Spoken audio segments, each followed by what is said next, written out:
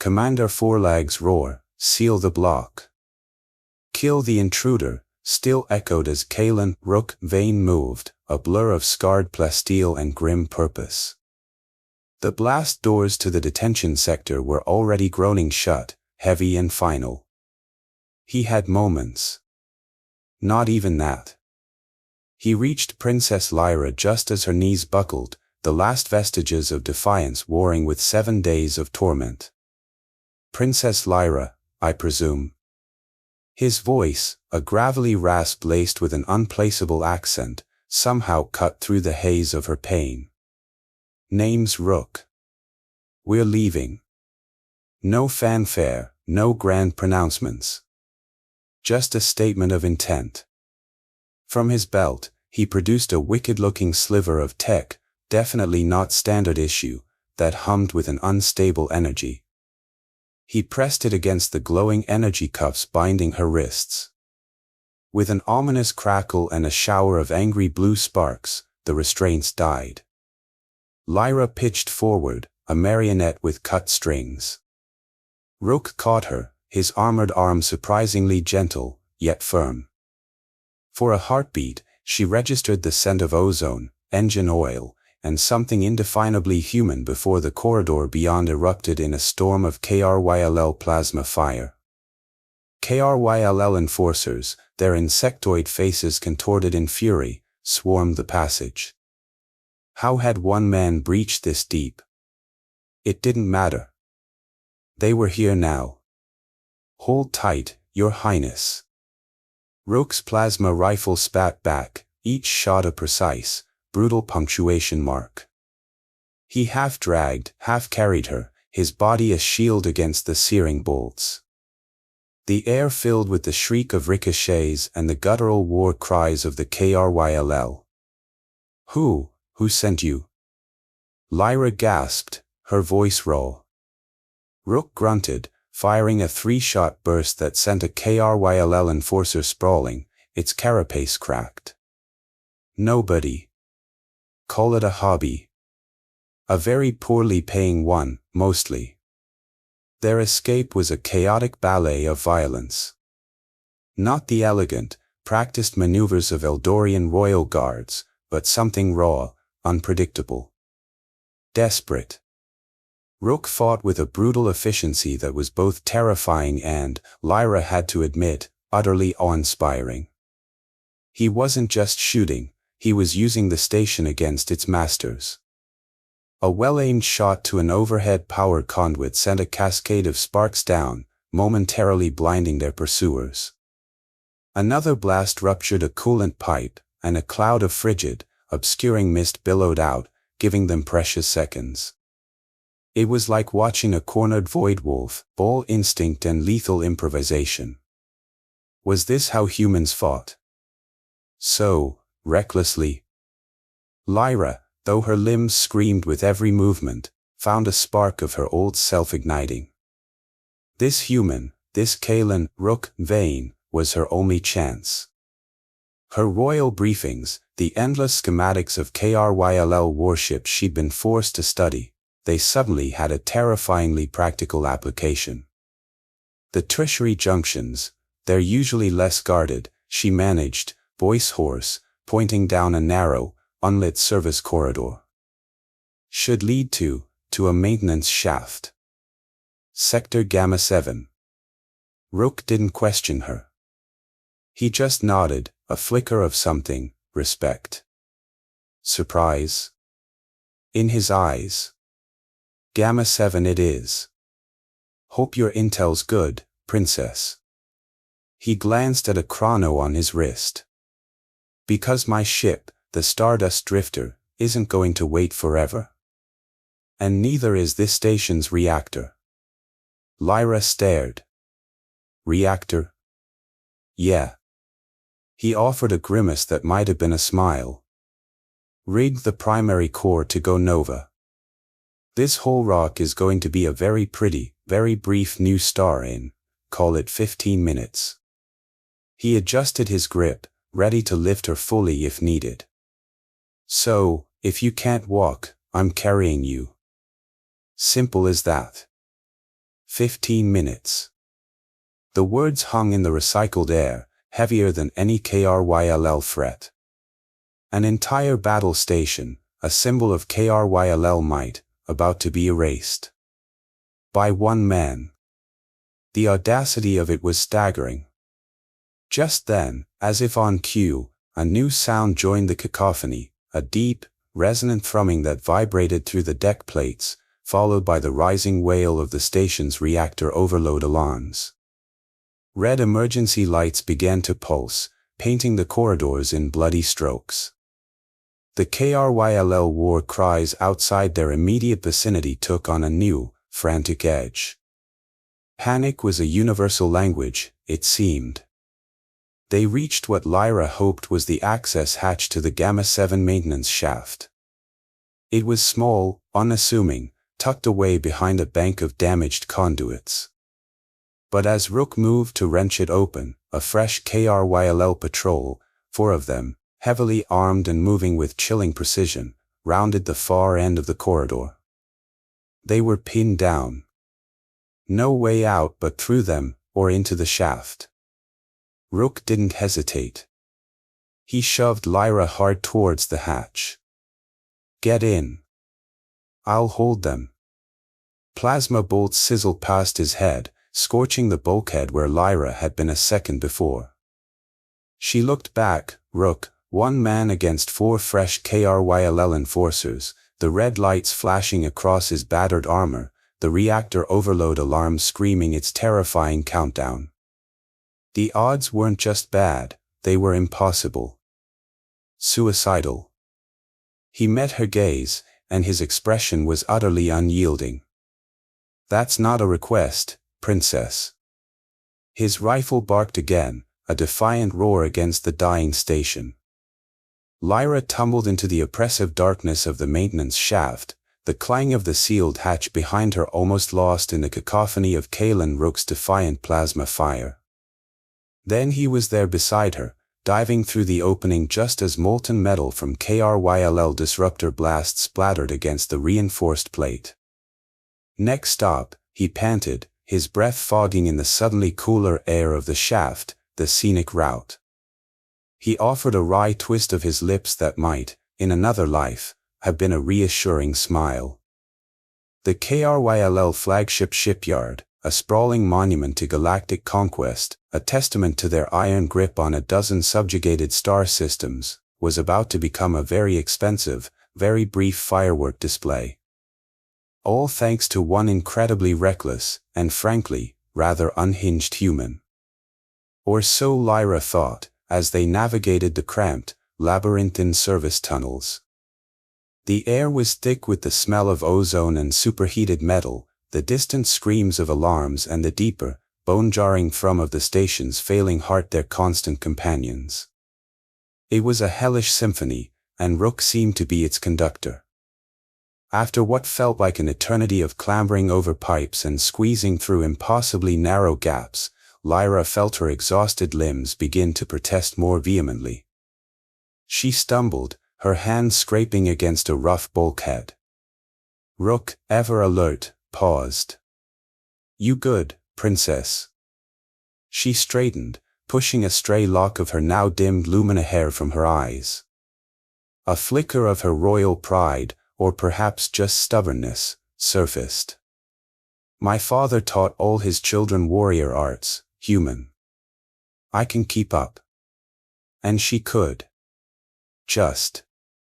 The thought of what waited for them, what little time they had, spurred her on. They finally emerged onto a gantry overlooking what had to be Hangar Bay 12. And there it was. The Stardust Drifter. Lyra had imagined something grander, more intimidating. Instead, it was a battered, unassuming freighter, its hull plating a patchwork of mismatched alloys, scarred and pitted from countless engagements. It looked less like a starship and more like a collection of spare parts held together by sheer willpower and, perhaps, a generous amount of industrial adhesive.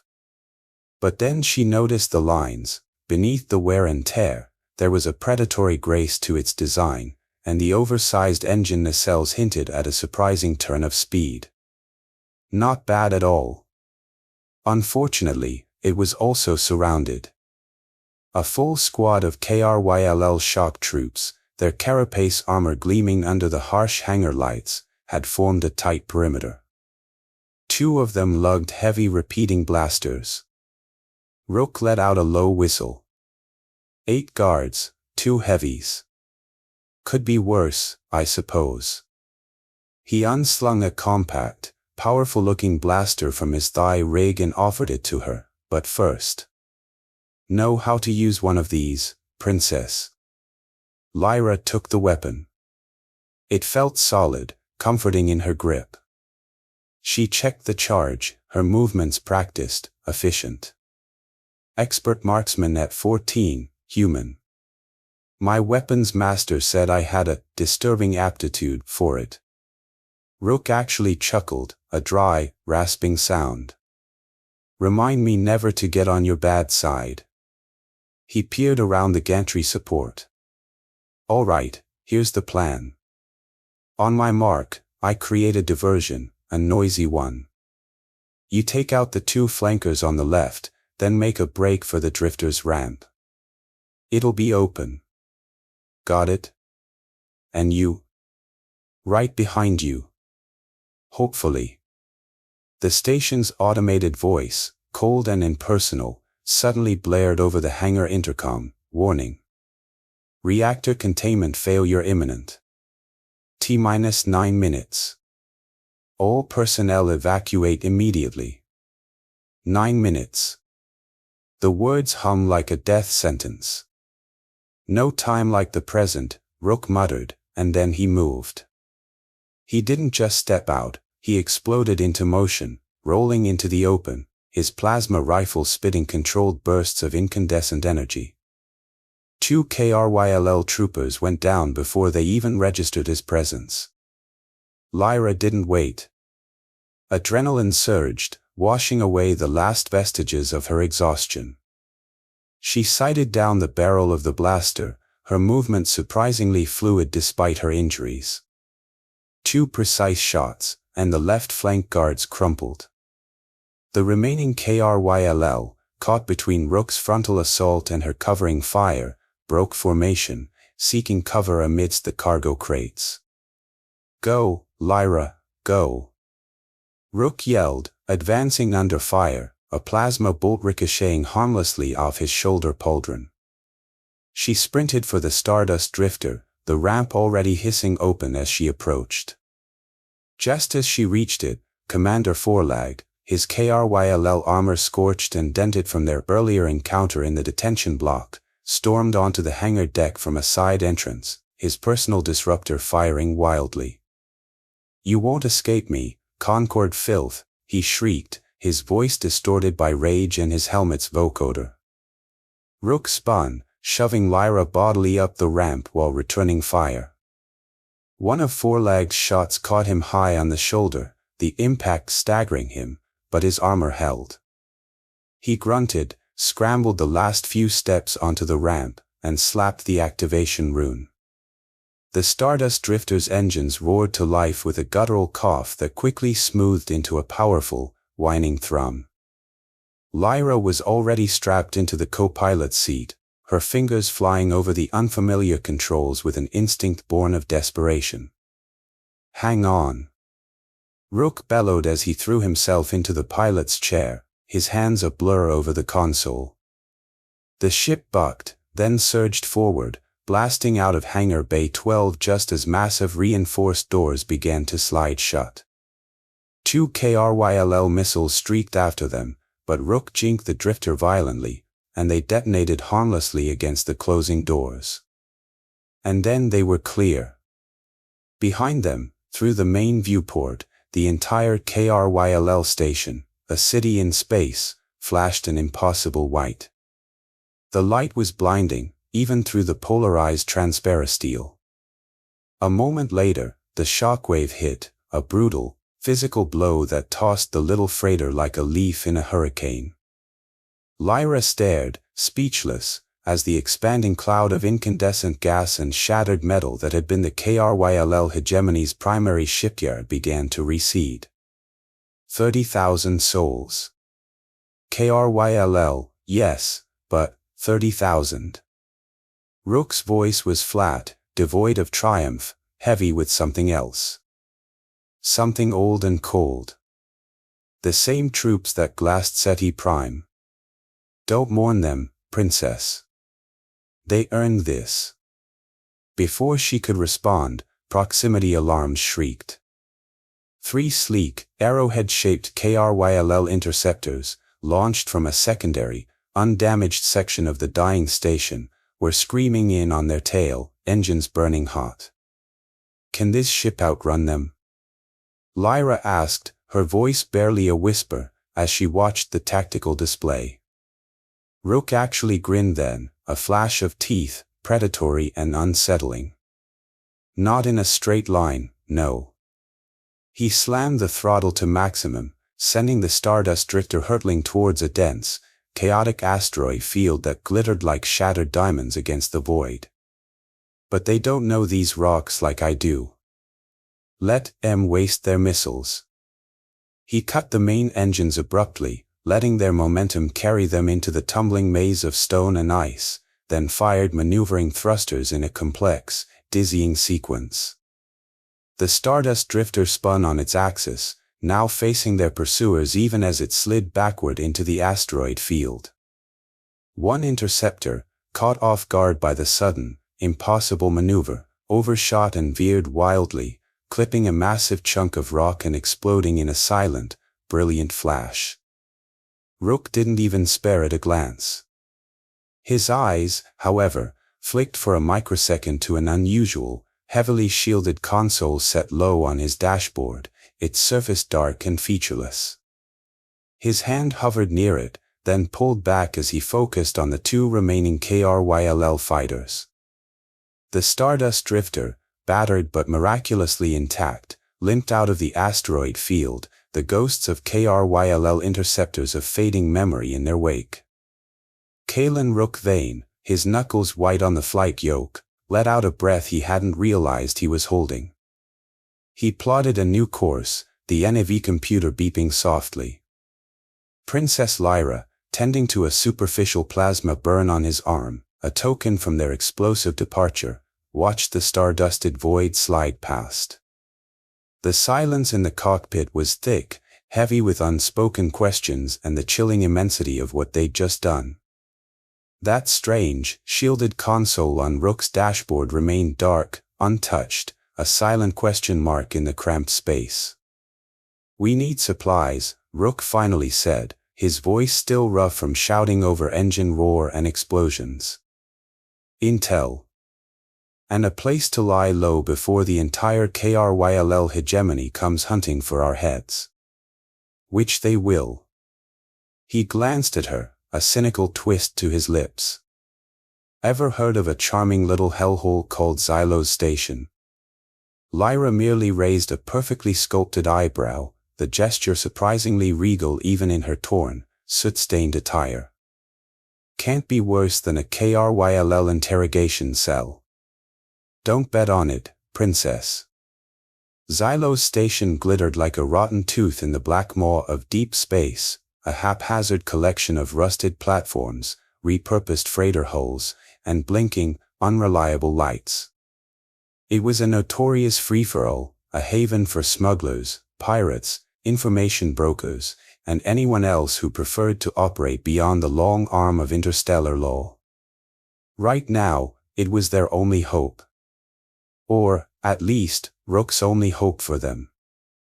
What did a princess know of such places? As they docked in a dark, greasy berth on the station's outer rim, far from the more reputable and heavily monitored docking rings, Rook rummaged through a battered footlocker. First things first. You stick out like a supernova in a nebula. He produced a small, nondescript kit. Dermal pigment modifier. Standard operative gray. And these, he held up a pair of dark, iridescent lenses, will tone down those rather distinctive royal red eyes of yours." Lyra submitted to the indignity, watching in a polished metal shard as her vibrant cerulean skin faded to a muted, anonymous lavender gray. The lenses turned her fiery eyes to a dull, unassuming amber. Her lumina hair, which normally cascaded in gentle, light-emitting tendrils, was ruthlessly tucked under a drab, hooded cloak. She looked common, insignificant.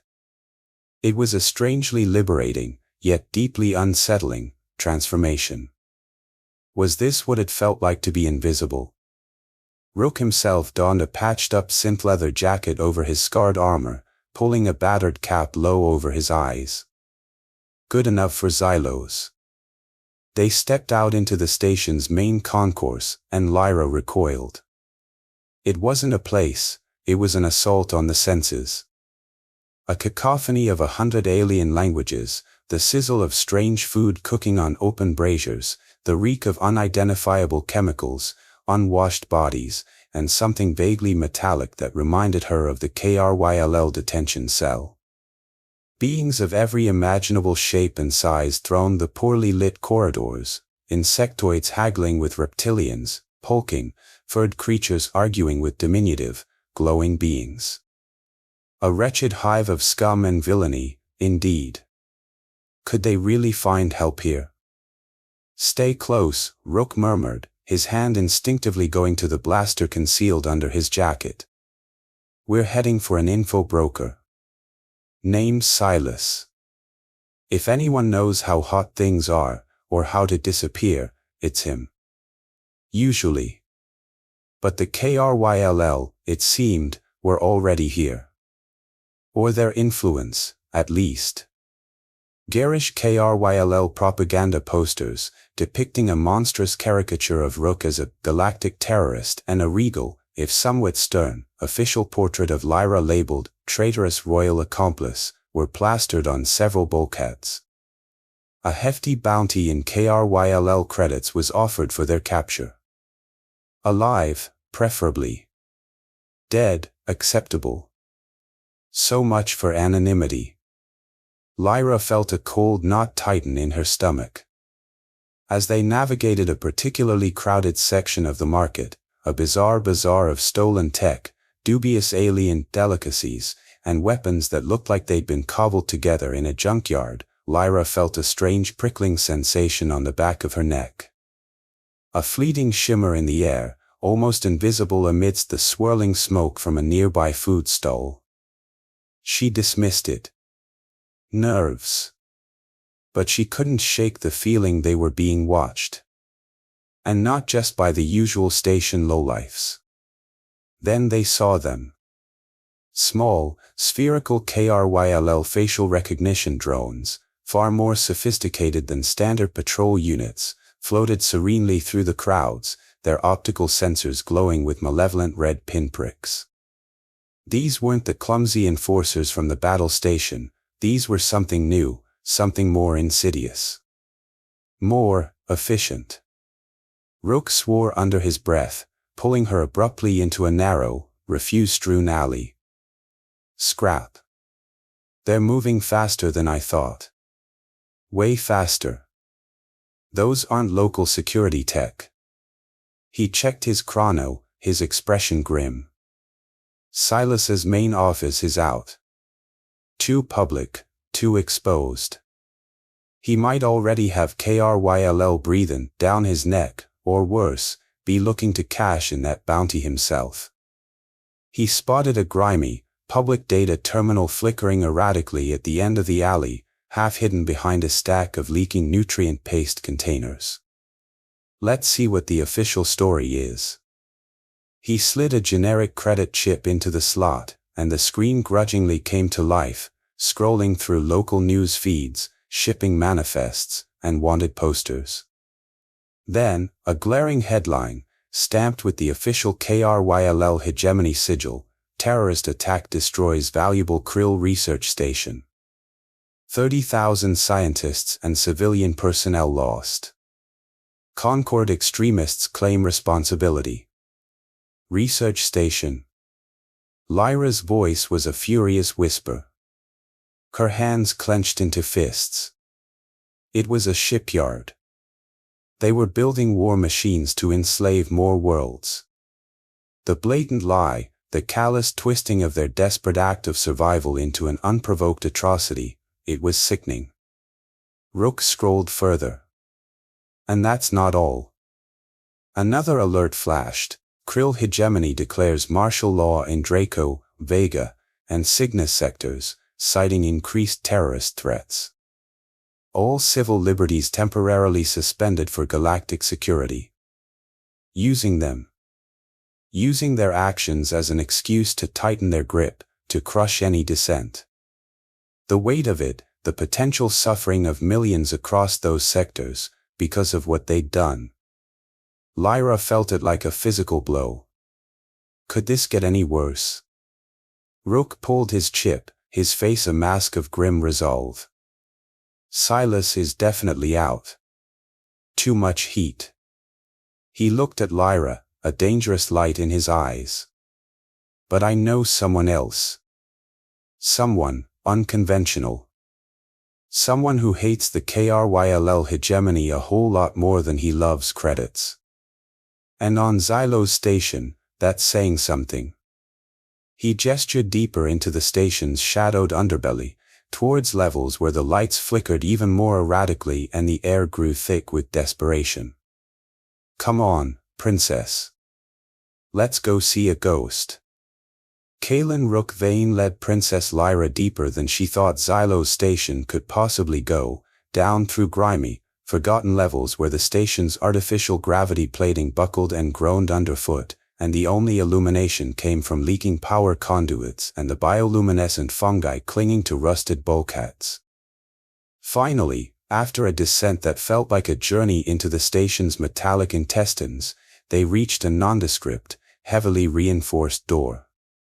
It was almost invisible, blending seamlessly with the grime and decay, marked only by a faded, barely perceptible carving of a stylized raven with a single, knowing eye.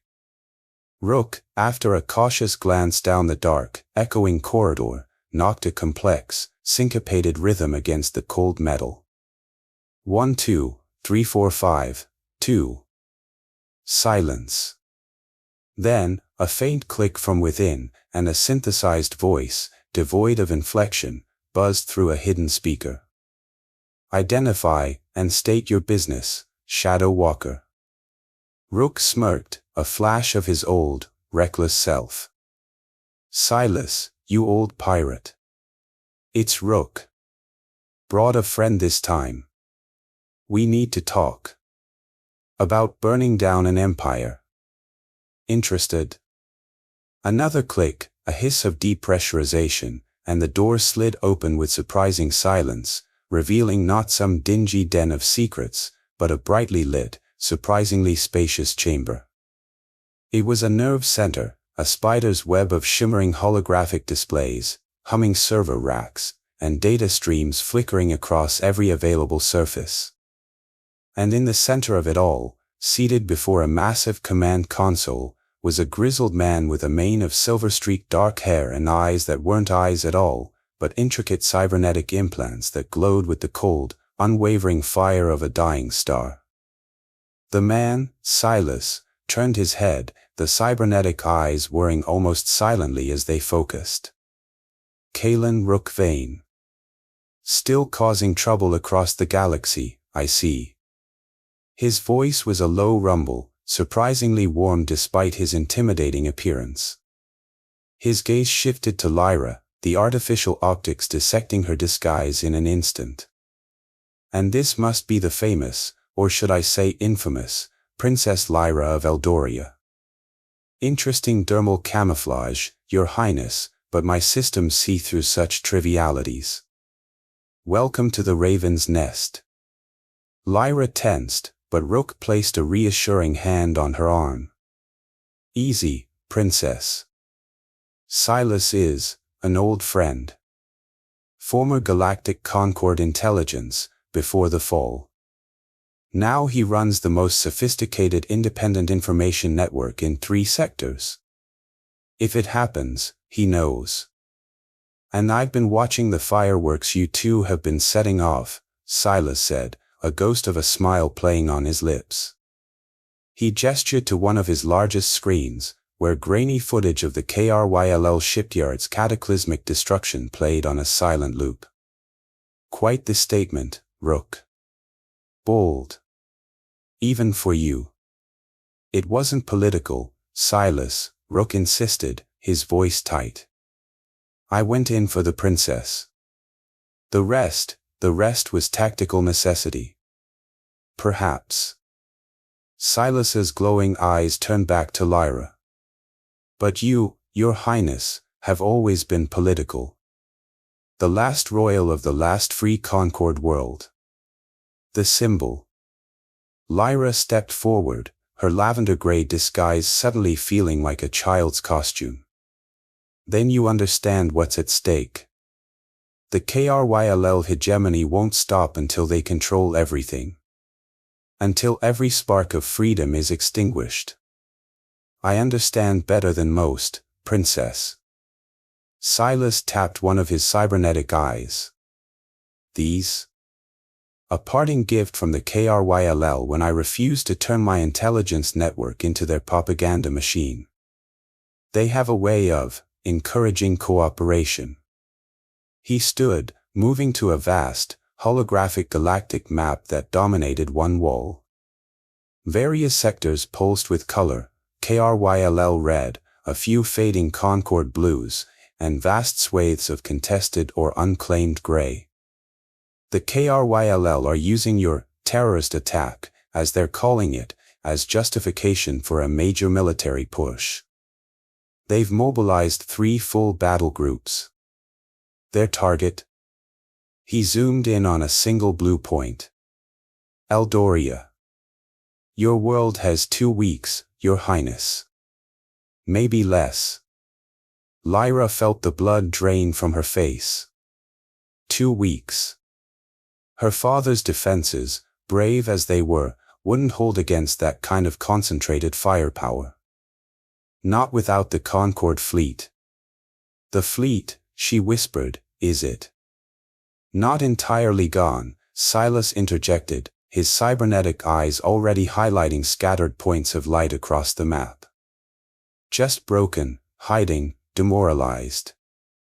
Mostly frigates and destroyers, holed up in nebulae, forgotten asteroid belts, remote systems. A few cruisers, his finger tapped a blinking icon deep in unclaimed space, a lonely beacon in the vast darkness. And this. The battleship Vanguard. Admiral Thorne's flagship. He's alive, princess. Hope, sharp and painful, pierced through Lyra's despair. Admiral Thorne. Her father's most trusted commander. If he was alive. Even if we could contact them, Rook cut in, his arms crossed, ever the pragmatist, they're scattered across half the galaxy. The KRYLL would pick them off one by one before they could even think about reaching Eldoria. Unless, Silas said, a sly, dangerous smile touching his lips, they had a very good reason to believe they could actually win. He brought up another holographic display, this one showing intricate schematics of a massive, dagger-shaped KRYLL warship. This is the KRYLL flagship Invictus. The nerve center of the battle group heading for your world, princess. It carries the automated command and control protocols for all KRYLL forces in this sector. Take out the Invictus, and their entire offensive collapses into chaos. A single point of failure, Rook murmured, understanding dawning in his eyes. Precisely, Silas confirmed. Disable the Invictus, and the KRYLL commanders, notoriously reliant on their automated systems, will be forced to fall back on manual coordination. Something they are spectacularly bad at. Lyra studied the schematics. But how would we even get near such a vessel? It'll be the most heavily defended ship in their fleet. That, Silas said, his cybernetic eyes glinting, is where things get interesting. He produced a small, unassuming data crystal from a hidden compartment in his console. This contains top-level clearance codes for a KRYLL supply freighter, the Provisioner. It's scheduled to rendezvous with the Invictus in exactly 4 days. Along with KRYLL crew identifications that, with some minor adjustments, might just fit our fugitive friends. The next 4 days were a blur of intense, nerve-wracking preparation. Hidden deep within Silas's shielded sublevels aboard the Stardust Drifter, Rook and Lyra drilled relentlessly.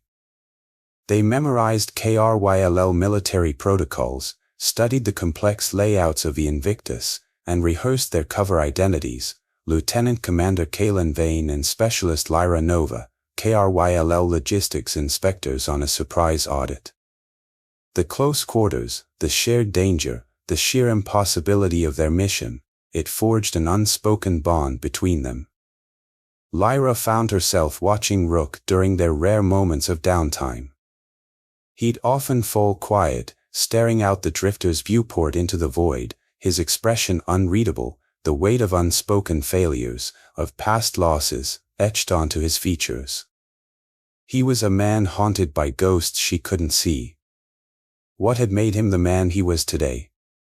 A reckless, cynical hero with a death wish and an unexpected capacity for not leaving a princess to die. On the eve of their departure, as they finalized their disguises, Silas approached Rook privately. He pressed a small, sealed data chip into the pilot's hand. For your eyes only, Rook. When the time is right. Or when you have no other choice. It might explain a few things about certain anomalies in your past. Or it might just complicate them further. Your call. Rook pocketed the chip without a word, his expression unreadable. Then, it was time. Disguised in the stiff, uncomfortable gray uniforms of KRYLL logistics officers, their appearances subtly altered by Silas's advanced tech, they boarded the Provisioner. The freighter, a blocky, utilitarian vessel, was exactly as uninspiring as its name suggested. As it disengaged from Xylo's station and plotted a course for its deadly rendezvous, Lyra couldn't help but wonder if they were flying toward salvation, or a very elaborate execution. The KRYLL supply freighter, the Provisioner, rumbled and hissed as its docking clamps engaged with the colossal superstructure of the KRYLL hegemony flagship, the Invictus. Through the grimy viewport, the warship loomed, a city-sized harbinger of death, its black, weapon-studded hull seeming to drink the very light of the distant stars. Kalen Rook Vane, now Lieutenant Commander Kalen of KRYLL Logistics, adjusted the stiff, unfamiliar gray fabric of his borrowed uniform. It chafed. Everywhere. Showtime, Specialist Lyra Nova, he muttered, his voice carefully pitched to the flat, disinterested tone they practiced. Try not to look like you want to dismantle this place bolt by bolt with your bare hands. Princess Lyra, her royal fire banked behind the facade of a mid-level KRYLL technician, forced a thin, unconvincing smile. No promises, Lieutenant Commander. The thought of what this ship represented, the spearhead of Eldoria's doom, made her blood boil. But she'd play her part. She had to. They stepped through the cycling airlock, Rook carrying a heavy satchel of what appeared to be specialized diagnostic tools, but which actually contained Silas's custom-built virus uploader and a few other, less subtle, party favors. Every corridor of the Invictus pulsed with the arrogant, overwhelming power of the KRYLL hegemony, an oppressive thrum that resonated in Lyra's very bones, a chilling symphony of subjugation. This was a power they were about to short-circuit. Or die trying. Probably die trying, if Rook's usual luck held. A junior KRYLL officer, his mandibles clicking with officious self-importance, met them at the internal airlock. His multifaceted eyes flicked over their forged credentials, flawless work by Silas, and then to their faces. Your inspection detail was not logged for this duty cycle, Lieutenant Commander. His voice was a reedy buzz. Rook adopted the weary, put-upon tone of 1,000 career bureaucrats across the galaxy.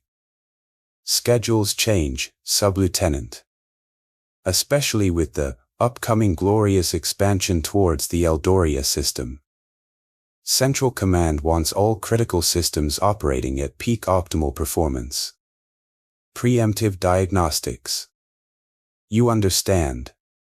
He made Central Command sound like a pronouncement of doom. The sub-lieutenant, clearly not eager to question anything involving Central Command or the glorious expansion, gave a curt, jerky nod. Of course, Lieutenant Commander. I will have an escort team guide you to the primary life support control nexus. That won't be necessary, Lyra interjected smoothly, her voice a perfect mimicry of KRYLL bureaucratic flatness. She even managed a slight, condescending click of her tongue. We know our way around. Standard layout for a Dominator-class vessel, isn't it? She consulted a data slate she carried, its screen displaying a convincing, if entirely fabricated, maintenance schedule. Yes, specialist. Those security protocols require. Rook cut in, his voice dropping to a confidential, conspiratorial murmur. Our inspection parameters, Sub-Lieutenant, include certain, highly classified system modifications. Direct orders from Command Vex himself, routed through Central. I'm sure you appreciate the need for discretion. The mention of Commander Vex, a notorious hardliner known for his brutal efficiency and even more brutal temper, worked like a charm. The sub-lieutenant's antennae twitched nervously. He suddenly looked like he wanted to be anywhere else in the galaxy. Ah, of course, Lieutenant Commander. Commander Vex's directives are paramount. Your credentials grant you access to all non-restricted levels. If you require anything at all, please utilize any internal comm panel. He practically bowed them on their way. Smart bug. Once alone in the vast, echoing corridor, a sterile, gunmetal gray canyon patrolled by silent, heavily armed KRYLL sentries, Rook and Lyra moved with purposeful strides. They projected an air of absolute confidence, of belonging, just two more cogs in the relentless KRYLL war machine. They avoided the main thoroughfares, with their throngs of KRYLL personnel and omnipresent security scanners, opting instead for little-used service corridors and rumbling maintenance lifts. The tension was a living thing, coiling in Lyra's stomach with every KRYLL they passed, every click of mandibles, every suspicious glance from multifaceted eyes. How long could their luck, and their disguises, possibly hold? Command Core is 6 levels up, Central Spire, according to Silas's schematics, Lyra murmured, her eyes darting over the data slate, its innocuous display hiding the true map of their infiltration. The maintenance lift they chose arrived with a groan, its interior dimly lit and smelling of lubricants and stale, recycled air. They stepped inside, and Rook selected their destination. So far, so good, he said quietly as the lift began its jerky ascent. Too quietly. Lyra's expression remained focused, her newly amber eyes scanning every shadow. The hard part is still ahead, Kalen. Using his given name felt.